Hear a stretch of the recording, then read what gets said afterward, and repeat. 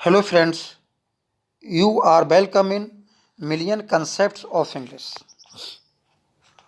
आज 21 मई है और आज से हमारे पास 40 दिन हैं टीजीटी की तैयारी करने के लिए।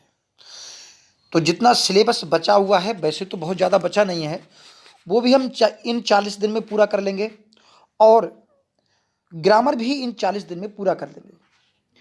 तो आज हम जो पढ़ने वाले हैं वो है आपका personal pronoun and their correct uses. चलिए शुरू करते हैं।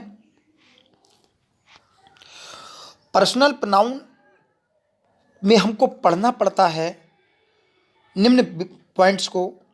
विच are personal pronouns, why are they called personal pronouns, correct order of personal pronouns, correct use of personal pronoun in subjective case, in objective case और in possessive case.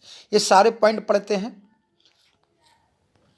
तो पहला है कि personal pronoun कौन कौन से होते हैं। I am young, we are young, you are young, they are young and he she it is young. तो यहाँ पर I, we, you, he, she, it, they, ये जो है ये आपके पर्सनल प्रोनाउन हैं। तो प्रश्न यह है कि इनको पर्सनल प्रोनाउन क्यों कहते हैं। तो इसका सीधा साधा जवाब है कि ये जो पर्सनल प्रोनाउंस हैं आपके, ये 3 पर्सन्स के लिए यूज होते हैं। यानी कि ये स्टैंड करते हैं 3 पर्सन्स के लिए। फर्स्ट पर्सन जो बात करने वाला होता है, सेकंड पर्सन जो बात को सुनने वाला होता है और थर्ड पर्सन जिसके बारे में बात की जाती है। तो यहाँ समझने की कोशिश कीजिए। द पर्सन स्पीकिंग, आई और बी, जो व्यक्ति बात करता है तो वो हमेशा कहेगा मैं ऐसा कह रहा हूँ या हम ऐसा कह रहे हैं। तो आई और बी जो होते हैं ये आपके फर्स्ट पर्सन प्रोनाउन में आते हैं। और सेकंड पर्सन वो होता है जिसको बात करने वाला एड्रेस करता है, संबोधित करता है। तो कहने का अर्थ यह है द पर्सन स्पोकन टू, वो व्यक्ति जिससे बात की जाती है। तो इसमें अकेला आपका यू होता है और इसे हम सेकंड पर्सन प्रोनाउन कहते हैं। और थर्ड पर्सन प्रोनाउंस वो होते हैं जिनके बारे में बात की जाती है। इसमें सजीव और निर्जीव दोनों ही चीज़ें होती हैं कि जिसके बारे में हम बात करेंगे तो वो व्यक्ति भी हो सकता है, वस्तु भी हो सकती है और स्थान भी हो सकता है। तो द पर्सन स्पोकन ऑफ, वो व्यक्ति जिसके बारे में बात की जाती है। तो इसमें ही, सी, इट, दे आपके प्रोनाउन आते हैं। पर्सनल प्रोनाउन का सब्जेक्टिव केस क्या होते हैं, ऑब्जेक्टिव केस क्या होते हैं, पजेसिव केस क्या होते हैं, इन सबको समझने के लिए आपको इस टेबल को देखना पड़ेगा। तो इस टेबल को समझिए। देखिए, आप जानते हैं कि नाउन, सब्जेक्ट, ऑब्जेक्ट, पजेसिव, इन सब में नाउन का प्रयोग होता है। तो प्रोनाउन जो है नाउन को रिप्लेस करता है, उनके स्थान पर प्रयोग होता है। तो प्रोनाउन के भी सब्जेक्ट, ऑब्जेक्ट, पजेसिव होते हैं। तो फर्स्ट पर्सन में आई और बी आते हैं। इसका जो ऑब्जेक्ट केस होता है, यानी कि सब्जेक्ट केस में आई बी प्रयोग होते हैं, ऑब्जेक्ट केस में मी और अस प्रयोग होते हैं। और आई का जो पजेसिव एडजेक्टिव होता है वो आपका माई होता है और बी का पजेसिव एडजेक्टिव जो होता है वो आपका आवर होता है। इन्हें पजेसिव एडजेक्टिव क्यों कहते हैं? क्योंकि ये कभी भी सेपरेट प्रयोग नहीं होते, इनके बाद में हमेशा एक नाउन अवश्य रहता है। जैसे कहें माई पेन, योर बुक। तो आपने देखा माई के बाद पेन और योर के बाद बुक लगा है, ये अकेले प्रयोग नहीं होते और इन्हें पजेसिव एडजेक्टिव को अपने के अर्थ में भी प्रयोग करते हैं और हर एक के साथ अपने के अर्थ में अलग अलग प्रयोग होंगे। जैसे मैं एग्जाम्पल लूँ, आई डू माई वर्क। तो यहां पर आपने देखा आई का प्रयोग आई के साथ माई का प्रयोग हुआ है अपने के अर्थ में। जैसे आई डू माई वर्क, मैं अपना काम करता हूं। अगर सब्जेक्ट बी होता बी डू, तो यहां पर होता आवर वर्क, हम अपना काम करते हैं। You do your work, he does his work, she does his work, they do their work. तो कहने का मतलब है सब्जेक्ट के अनुसार ही आपके पजेसिव एडजेक्टिव अपने के अर्थ में प्रयोग होते हैं, अपना काम अपना।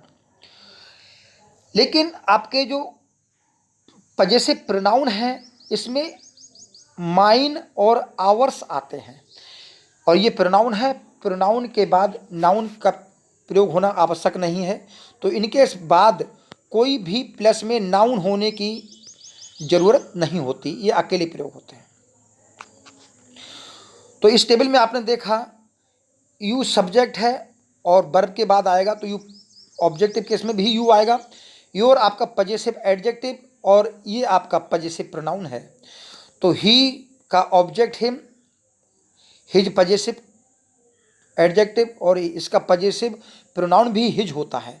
तो ये जो टेबल है आप बिल्कुल याद रखेंगे कि कौन कौन से प्रोनाउन सब्जेक्ट के रूप में, ऑब्जेक्ट के रूप में, पजेसिव एडजेक्टिव के रूप में और पजेसिव प्रोनाउन के रूप में प्रयोग होते हैं। तो इस टेबल को याद रखेंगे तभी हम करेक्ट यूज प्रयोग कर पाएंगे। अब पर्सनल प्रोनाउन के अगर हम सही प्रयोग की बात करें, सही प्रयोग में तो सबसे पहला जो प्रयोग होता है वो है आपका इनके पर्सनल प्रोनाउन का क्रम। अगर तीनों ही केस के यानी कि फर्स्ट पर्सन, सेकंड पर्सन और थर्ड पर्सन, यानी तीनों ही पर्सन के प्रोनाउन यदि एक साथ एक ही सेंटेंस में प्रयोग होते हैं, तो यहां पर यह नियम है जब विभिन्न प्रोनाउन एक ही सेंटेंस में प्रयोग हो तो किसी बुरी बात का आभास भी ना हो। तो ऐसे में जो उनका क्रम रहता है वो 231 रहता है। कहने का अर्थ है पहले सेकंड पर्सन प्रोनाउन होगा, फिर उसके बाद थर्ड पर्सन प्रोनाउन होगा, फिर अंत में जो है फर्स्ट पर्सन प्रोनाउन होगा।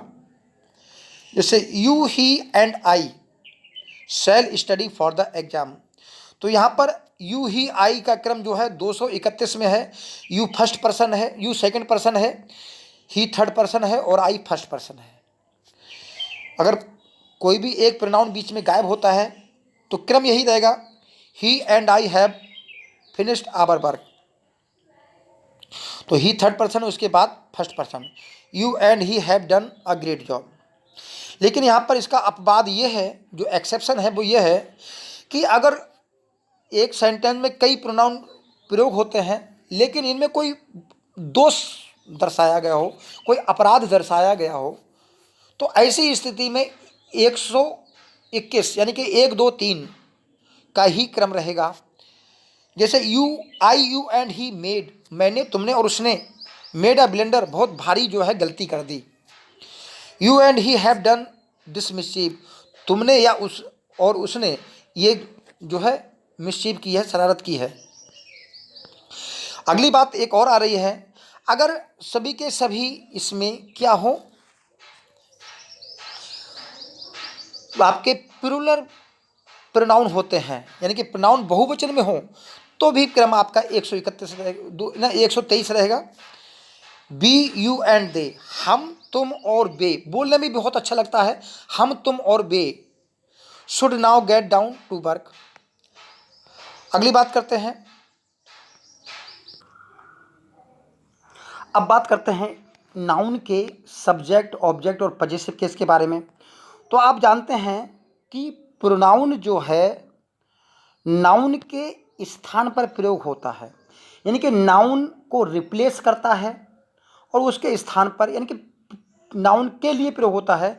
तो जिस नाउन को ये रिप्लेस करता है, जिस नाउन को ये रेफर करता है, वो नाउन इसका एंटीसीडेंट कहलाता है, यानी इसका पूर्ववर्ती कहलाता है। तो a pronoun is used according to its antecedent, यानी कि प्रोनाउन हमेशा अपने एंटीसीडेंट के अनुसार ही प्रयोग होता है। अब समझिए यहां पर कहने का अर्थ यह है कि नाउन को प्रोनाउन रिप्लेस करता है और उसी नाउन के नंबर, जेंडर और पर्सन के अनुसार इसका प्रयोग होता है। कहने का अर्थ है नाउन का प्रयोग सेंटेंस में जिस रूप में होता है, अगर नाउन सेंटेंस में सब्जेक्ट के रूप में है तो अगर प्रोनाउन उसकी जगह पे आएगा तो सब्जेक्ट के रूप में आएगा, पजेसिव केस में है तो पजेसिव केस में आएगा, अगर नाउन आपका ऑब्जेक्ट है तो प्रोनाउन भी ऑब्जेक्टिव केस में आएगा। कहने का अर्थ है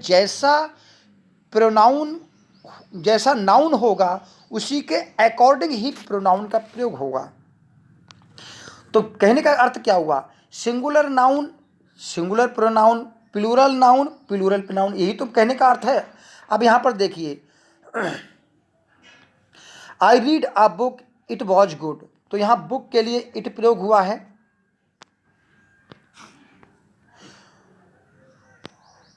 आई रीड सम बुक्स, यहां बुक्स के लिए दे प्रयोग हुआ है, दे वर गुड।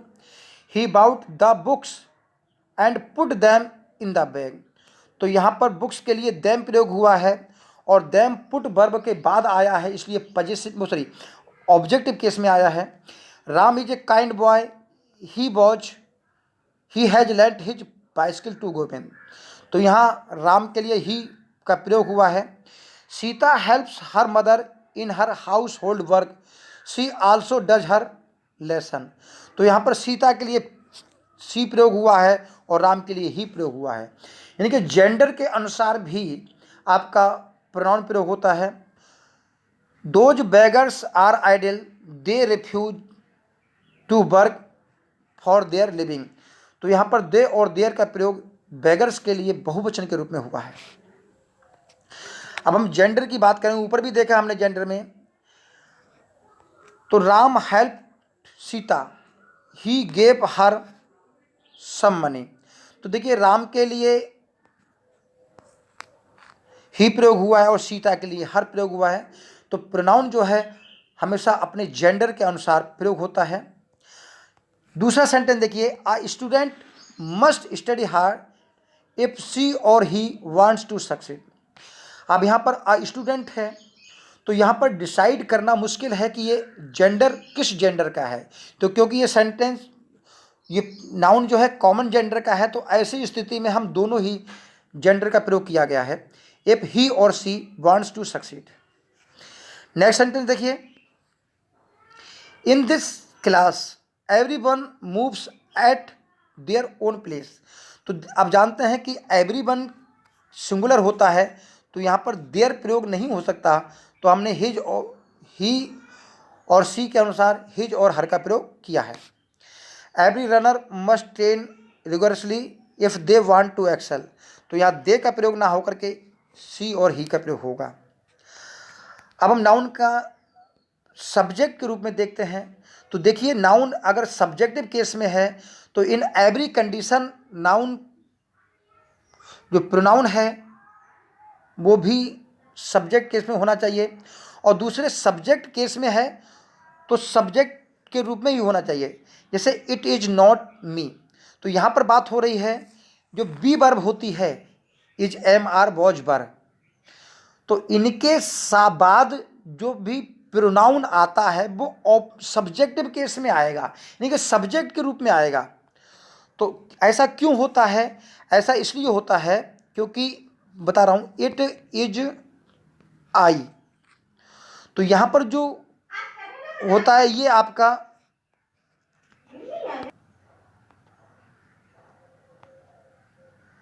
यहाँ समझिए, जैसे इट इज आई लगा है तो जो आई होता है वो आपका कंप्लीमेंट होता है और इसका पूरक होता है, तो दोनों ही स्थिति में आपका सब्जेक्ट रूप में प्रयोग होता है, दोनों ही प्लेस जो है सब्जेक्ट के होते हैं क्योंकि कंप्लीमेंट भी सब्जेक्ट के रूप में आता है। तो it is not me who did this, तो यहाँ पर मी का प्रयोग ना होकर के आई का प्रयोग होगा। ही एंड मी बेंट देयर, ऐसा सुनने में आपको मिलेगा, तो देखिए ये दोनों ही बेंट वर्ब के सब्जेक्ट के रूप में है, तो नेचुरल है कि मी को भी सब्जेक्ट के रूप में होना चाहिए, तो he and I went there. अगला सेंटेंस देखते हैं, he and myself went there. तो कभी कभी आपको कंफ्यूज करने के लिए वो माई सेल्फ भी दे देते हैं, तो यहाँ पर माई सेल्फ सब्जेक्ट के रूप में ना हो करके तो he and I went there. Myself will do this, तो यहाँ पर आई विल डू दिस, या I myself will do this, इन दोनों तरह से प्रयोग होगा, माई सेल्फ सब्जेक्ट के रूप में प्रयोग नहीं होगा। ही इज ओल्डर देन मी, तो जब बात होती है देन के बाद कंपैरेटिव डिग्री में, तो यहाँ पर बात होती है कि हम कंपेयर किस से कर रहे हैं। तो यहाँ पर सब्जेक्ट से कंपेयर होती है इसकी, तो यहाँ पर दोनों ही केस में सब्जेक्टिव केस में आएगा। तो इसका एक्चुअल जो सेंटेंस होता है, he is older than I am, ये माना जाता है। तो इसलिए यहाँ पर आई जो है सब्जेक्ट के रूप में प्रयोग होना सही है। Lucy found more mushroom than me, तो यहाँ पर एक्चुअल में है क्या, Lucy found more mushroom than I did. तो कहने का मतलब है लूसी को अधिक मशरूम मिली जितनी कि मैंने खोजी। तो दोनों ही सब्जेक्ट के रूप में होते हैं। अगर हम ऑब्जेक्ट के रूप में बात करें तो नेचुरल है कि वर्ब के बाद आने वाला, प्रीपोजिशन के बाद आने वाला जो प्रोनाउन होता है वो ऑब्जेक्टिव केस में ही रहेगा। सेंटेंस को देखिए, there should be no misunderstanding between you your father and she. तो देखिए बिटवीन जो शब्द है ये आपका प्रीपोजिशन है, तो प्रीपोजिशन के बाद जो है आपका प्रोनाउन ऑब्जेक्ट केस में रहेगा, तो योर फादर एंड सी रहना चाहिए। तो सी के लिए आपका हर प्रयोग होगा क्योंकि आपका ऑब्जेक्टिव केस में होगा। नेक्स्ट सेंटेंस देखते हैं, let he do this work. तो आप जानते हैं कि लेट जो होती है वो वर्ब होती है, और वर्ब के बाद आने वाला जो प्रोनाउन होगा वो ऑब्जेक्टिव केस में प्रयोग होगा। तो let him do this work, इसमें कंफ्यूज ना हो, लेट के बाद कोई भी वर्ब के बाद जो ऑब्जेक्ट के रूप में होगा वो ऑब्जेक्ट के रूप में ही प्रयोग होगा। Let you and she go there, तो let you and her go there. तो कि यू का ऑब्जेक्ट और सब्जेक्ट दोनों एक जैसे होते हैं, तो यहाँ पर यू को चेंज करने की आवश्यकता नहीं है, और सी जो है सब्जेक्टिव केस में होता है, तो यहाँ पर हमको ऑब्जेक्ट के रूप में प्रयोग करना है। अगला है let you and I try, तो let you and me try. अब नेक्स्ट सेंटेंस देखिए, बहुत पूछा जाता है ये वाला सेंटेंस, काफ़ी पूछा जाता है, बिटवीन यू एंड आई। तो बिटवीन यू एंड आई, यहाँ पर जो आई है बिटवीन के बाद प्रयोग हुआ है। बिटवीन क्या है, यहाँ पर प्रीपोजिशन है। तो एज यू नो प्रीपोजिशन के बाद ऑब्जेक्टिव केस में आता है, तो between you and me he probably won't come at all. Next sentence देखते हैं, he respects you more than I. तो देखिए ही रिस्पेक्ट्स यू,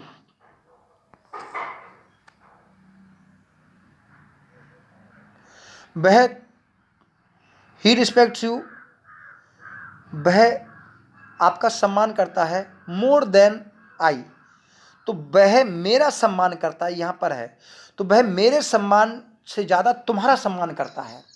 तो यहाँ पर आएगा he respect you more than he respects me. तो यहाँ पर मी जो है ऑब्जेक्टिव केस में आएगा, क्योंकि कंपैरिजन जो बनाया जा रहा है वो यू से बनाया जा रहा है, तो यू और मी दोनों ही ऑब्जेक्टिव केस में होंगे। आई लव माई मदर, मैं अपनी माँ को प्यार करता हूँ, मोर देन आई लव हर, जितना कि मैं उससे प्यार करता हूँ। तो ये जो करता है, ये जो सब्जेक्ट आई है, यहाँ पर मदर से भी प्यार करता है और ये जो है सी से भी प्यार करता है। तो नेचुरल है ये दोनों ही लव वर्ब के ऑब्जेक्ट के रूप में आना चाहिए। तो I love my mother more than I love her. Next देखिए, everyone attend the party except him. तो यहाँ पर एक्सेप्ट प्रीपोजिशन है, तो यहाँ पर हिम आना चाहिए। Everyone but he was present for the meeting, तो बट प्रीपोजिशन है, तो everyone but him was present for the meeting. अब हम पजेसिव एडजेक्टिव और पजेसिव प्रोनाउन के सही प्रयोग सीख लेते हैं। तो as you know my, our, your, his, her, their और इट्स, ये आपके क्या हैं, ये हैं आपके पजेसिव एडजेक्टिव। और आप जानते हैं कि इनके बाद जो है नाउन का होना आवश्यक है। और ये जो दो बचे आपके, ये आपके पजेसिव प्रोनाउन हैं और इनके बाद कोई भी नाउन प्रयोग नहीं होता। सही प्रयोग में देखते हैं, देखिए पजेसिव एडजेक्टिव के बाद नाउन प्रयोग होता है, जबकि पजेसिव प्रोनाउन अकेले प्रयोग होते हैं। ये तो बात कर रहे थे। तो your car is a new car, तो यहाँ पर योर कार आया है। अब हम इसको, यहाँ पर पजेसिव एडजेक्टिव है और yours is a new car, और नीचे वाले सेंटेंस में पजेसिव प्रोनाउन है। दिस पेन इज योर्स और दिस इज योर पेन, यहाँ पर पजेसिव एडजेक्टिव है और ये आपका पजेसिव प्रोनाउन है। और पजेसिव प्रोनाउन यहाँ पर ऑब्जेक्ट रूप में प्रयोग हुआ है। Her house is a beautiful house या hers is a beautiful house, तो पहले में पजेसिव एडजेक्टिव, दूसरे में possessive pronoun. He has lost my books and as well as yours, यहाँ पर ऑब्जेक्ट रूप में है possessive pronoun. He has lost my books as well as your books. अब कह रहे हैं कि हिज का प्रयोग पजेसिव एडजेक्टिव और पजेसिव प्रोनाउन दोनों के रूप में होता है, क्योंकि दोनों के रूप में, जबकि आप जानते हैं हर और हर्ष में अलग चीज होता है।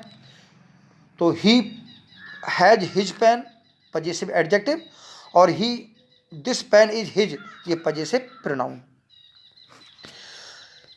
इट्स का प्रयोग जो होता है वो आपका पजेसिव एडजेक्टिव के रूप में तो होता है, लेकिन पजेसिव प्रोनाउन के रूप में नहीं होता।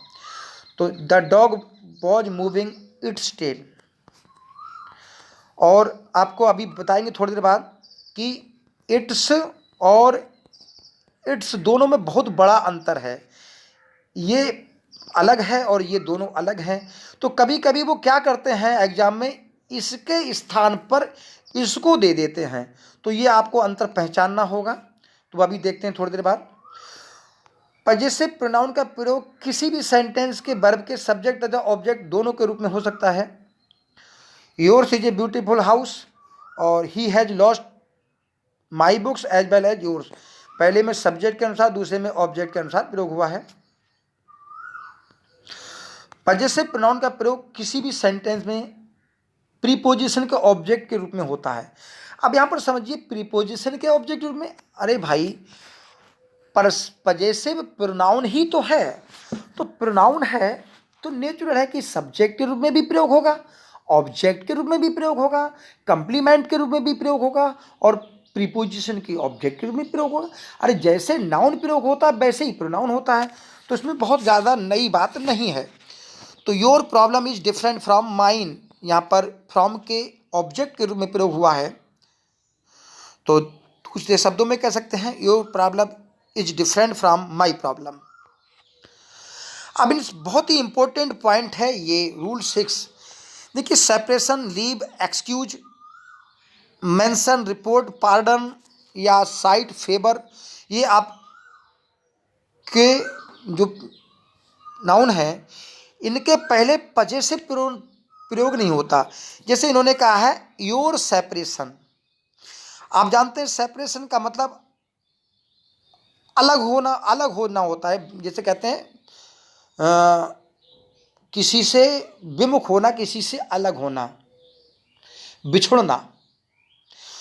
तो योर सेपरेशन आपका बिछुड़ना, तो देखिए आपका बिछुड़ना आप खुद सोचिए सही नहीं होता, एक्चुअल शब्द होता है आपसे बिछुड़ना या आपसे वियोग, नाउन है तो आपसे वियोग, आपका वियोग नहीं, आपसे वियोग सही अर्थ होता है। तो यहाँ पर जो सही अर्थ होगा वो होगा सेपरेशन फ्रॉम यू। तो देखिए ये बहुत बार पूछा जाता है, तो इन शब्दों को याद करेंगे। Separation from you is very painful to me. At his sight, sight माने होता है दृष्टि या दृश्य, आपको देखना। तो at his sight the robbers fled, तो यहाँ पर है उसकी दृष्टि से नहीं, at the sight of him, उसको देख करके, यानी कि उसके दृश्य को ही देख करके। आई नीड योर फेवर, आपका फेवर नहीं, आपसे फेवर होता है, आपसे फेवर होता है, फेवर फ्रॉम यू। तो ये शब्द आप याद कर लेंगे। तो कौन कौन से शब्द हैं? सेपरेशन यानी कि वियोग, लीव माने बिछुड़ना, एक्सक्यूज माने क्षमा, आपका एक्सक्यूज नहीं, आपसे क्षमा मिल जाए। तो आई नीड योर फेवर, तो I need favour from you, ये सही रहेगा।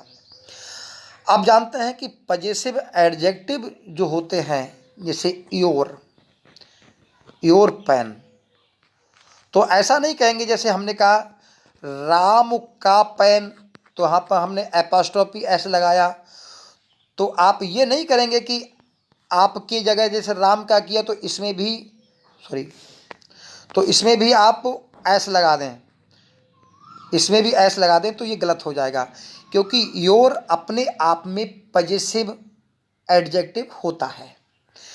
तो योर्स करें, हर्ष करें, इट्स करें, या ये आपका देयर है तो इसमें देयर्स कर दें, ये गलत हो जाएंगे। ठीक है, तो ऐसे भी एग्जाम में आते हैं, इनको भी ध्यान रखेंगे। It is not yours book, तो यहाँ पर आएगा it is not your book. The bear had a ring around its nose, तो इट्स नोज को पहले बता दिया है। देखिए पजेसिव एडजेक्टिव जो होता है वो इट्स होता है, तो इट्स नोज आएगा, और इसका मतलब अलग पढ़ेंगे अभी। तो जीरेंट से पहले भी पजेसिव एडजेक्टिव का प्रयोग होता है। अरे भाई, पजेसिव एडजेक्टिव है तो नाउन के बाद, इसके बाद जैसे माई पेन हुआ तो पेन नाउन है, और आप जानते हैं कि जीरेंट भी नाउन का काम करता है, तो इसके बाद प्रयोग हो सकता है। तो I was confident of my winning the match, ये सही प्रयोग है, क्योंकि माई के बाद नाउन आता है। She was not confident of her doing well in the examination, तो इसमें बहुत ज़्यादा कन्फ्यूज ना हो। और आप जानते हैं कि इट्स और इट्स में क्या अंतर है। इट्स जो है आपका पजेसिव एडजेक्टिव है, और इट्स का मतलब होता है इट इज, क्योंकि ये इट इज का शॉर्ट फॉर्म है, कॉन्ट्रैक्टेड फॉर्म है, शॉर्ट फॉर्म है। तो the boat lost its mast in the storm, तो यहाँ पर पजेसिव एडजेक्टिव रूप में प्रयोग होना चाहिए। तो द बोट लॉस्ट इट्स मास्ट, ये सही प्रयोग है। लेकिन डोंट जज a book by its cover, तो यहाँ पर इट्स कवर आना चाहिए। लेकिन हम कहें इट्स माइन, तो इसका अर्थ होता है इट इज माइन। आप यहाँ पर इट्स माइन नहीं कर सकते, इट्स माइन नहीं कर सकते, ये गलत हो जाएगा। तो उम्मीद कर रहे हैं कुछ पसंद आया होगा। Thank you, all the best.